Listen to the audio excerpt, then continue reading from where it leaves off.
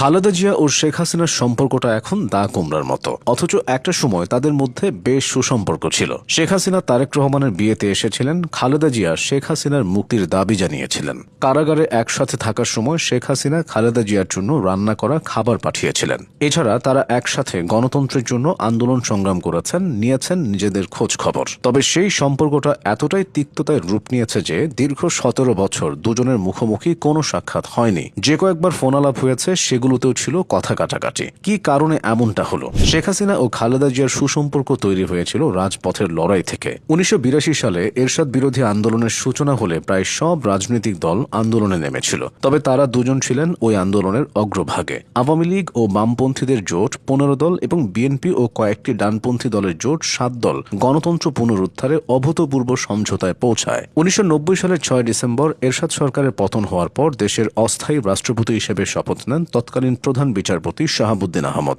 বঙ্গভবনে সেই শপথ অনুষ্ঠানে ছিলেন গণতন্ত্র ফিরিয়ে আনার আন্দোলনের দুই নেত্রী শেখ হাসিনা ও খালেদা জিয়া। আন্দোলনে বিজয়ী দুই নেত্রী সেদিন ছিলেন হাস্যোজ্জ্বল, বসেছিলেন পাশাপাশি। সেদিন দুজনই পরেছিলেন অফ হোয়াইট রঙের শাড়ি। এরশাদ বিরোধী আন্দোলন সফল হলে 1991 সালের নির্বাচন দিয়ে বিএনপি ও আওয়ামী লীগ তথা শেখ হাসিনা ও খালেদা জিয়া ভোটের লড়াইয়ে নামেন। সে নির্বাচনে জয়ী হয়ে সরকার গঠন করে বিএনপি। খালেদা জিয়া প্রধানমন্ত্রী ও শেখ হাসিনা হন বিরোধী দলীয় নেত্রী। তখনও তাদের মাঝে ভালো বোঝাপড়া ছিল। 1993 সালে বড় ছেলে তারেক রহমানের বিয়েতে শেখ হাসিনাকে আমন্ত্রণ করেছিলেন খালেদা জিয়া।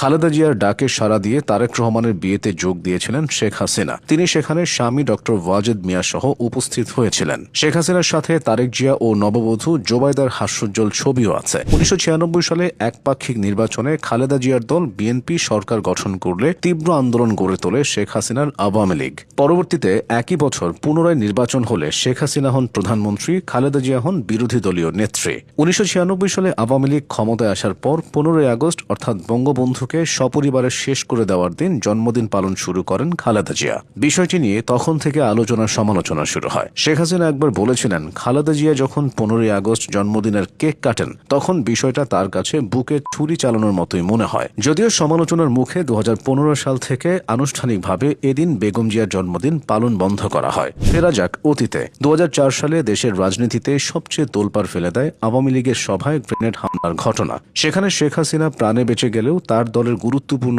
অনেক নেতা নেত্রী প্রাণ হারান। আওয়ামী লীগের অভিযোগ বিএনপি এই ঘটনা ঘটিয়েছিল। এদিকে বিএনপি বিষয়টি অস্বীকার করলেও তাদের সময় ঘটনাটির স্বাধীন ও সুষ্ঠু তদন্ত হয়নি। ফলে আওয়ামী লীগ ও শেখ হাসিনার ক্ষোভ বাড়ে। তারপরও 1-11 কালে তারা একে অপরের পাশে ছিলেন। শেখ হাসিনা বন্দী হলে খালেদা জিয়া তার মুক্তির দাবি করেছিলেন। পরে খালেদা জিয়াও অন্তরীণ হলে পাশের ভবনে বন্দী শেখ হাসিনা